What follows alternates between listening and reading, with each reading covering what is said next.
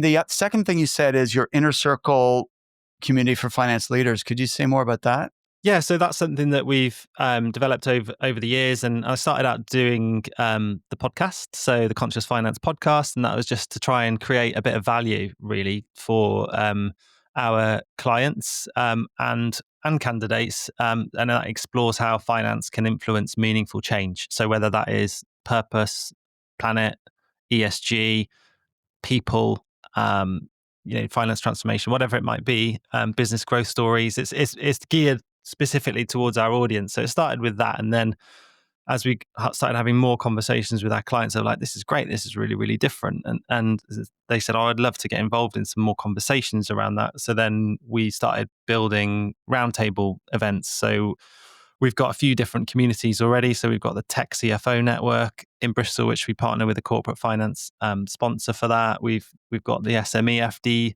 network.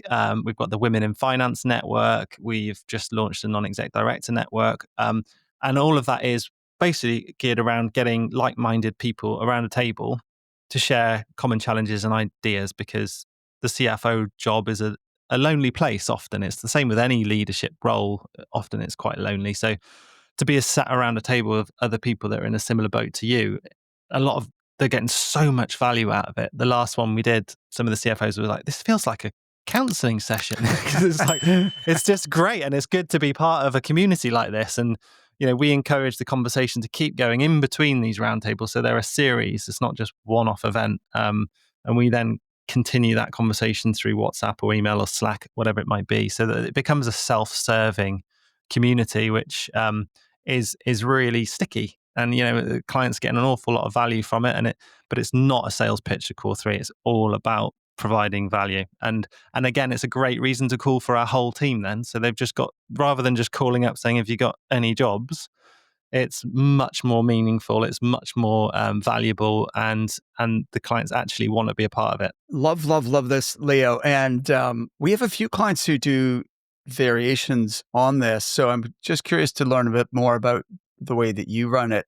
So is this in person or is this virtual or is it a combination? In person, yeah. So the meetings are in person, and what kind of frequency? Once a quarter for each one. So we've got, like we said, we've got about 4 or 5 different networks at the moment. So we're running between sort of 3 and 5 a quarter for each network, but we empower our consultants to become hosts of their own networks, if you like. So Mika ran the Women in Finance Roundtable yesterday. Rich is running the SMEFD network. I'm doing the Tech CFO network. And we've got the London leadership doing a NED network. So yeah, it's great for them because they get to become a real voice in their industry, and from a relationship development standpoint, it's just next level. Absolutely. Yeah, absolutely.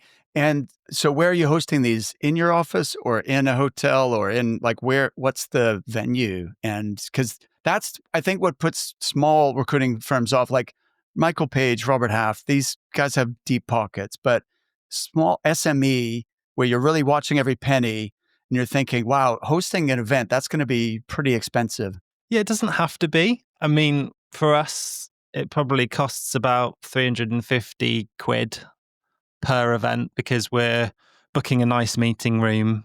We're putting on, breakfast rolls and coffees for all the guests. So it's catered. So we want to do it to a high standard. So it could be a lot cheaper than that. If we wanted to use the meeting rooms in our office, we could do it for free and get, some pastries in and do it for, 20 quid. But we want it to feel as quality as it feels when you work with Core 3. So we haven't scrimped on that. But we've managed to now, because they've built momentum, we've actually got sponsors for them. So they self fund. They're paid for by the sponsors, which is great. And so does that mean the sponsors get to attend or what's the value for the sponsor?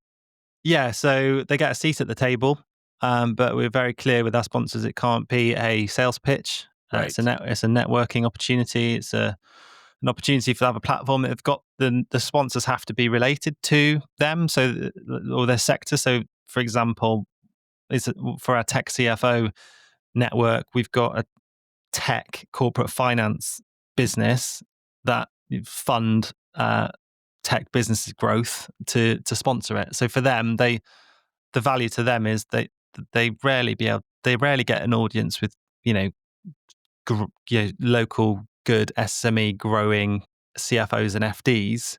Um, Without when they're suddenly wheeled out for a pitch. So to get in at sort of grassroots level and build relationships with these businesses is amazing for them. So but they also then provide an awful lot of value and insight to the members of the community because they can see it from a different perspective. Like, what are investors looking for? Like, what when we're going to fundraise or when we're going to invest in a company, what are the metrics and what sort of rigor would we expect to see from a finance perspective? So it's a mutually beneficial relationship. So and then as these communities grow, we see them, these sponsors help enabling us to do amazing things like get keynote speakers and sponsor, big networking events and wine tasting evenings, whatever it might be, so that we can just keep growing and adding value. It's awesome, Leo. And so, in terms of the format of these events, do you have speakers or is it more of a discussion where, like, and then is it you and your consultants who are facilitating that discussion, or do you have different people chairing it? I'm just trying to get a. Yeah, so we chair them, and it's really not rocket science. Like we survey all of the attendees before they come. So we ask them what they care about, what they want to talk about, what they want to get out of this event, and then we theme the discussion topics based on what the audience want to talk about. So then we just create some nice open questions about those top two or three topics, and we just intro it and then pass it over to the audience, and the conversations sort of roll on themselves. So it all really, as a host of a roundtable, all you have to do is just sort of keep the conversation on track, and make sure that everybody has a fair part to play in it, and that's about it, really. You don't have to be an expert in whatever you're talking about. You're the one just asking the question, and then it's over to the experts to answer them, really. Having said that, there is a skill, like it is a skill to facilitate group discussion, and there's a skill and a confidence level to be able to do that.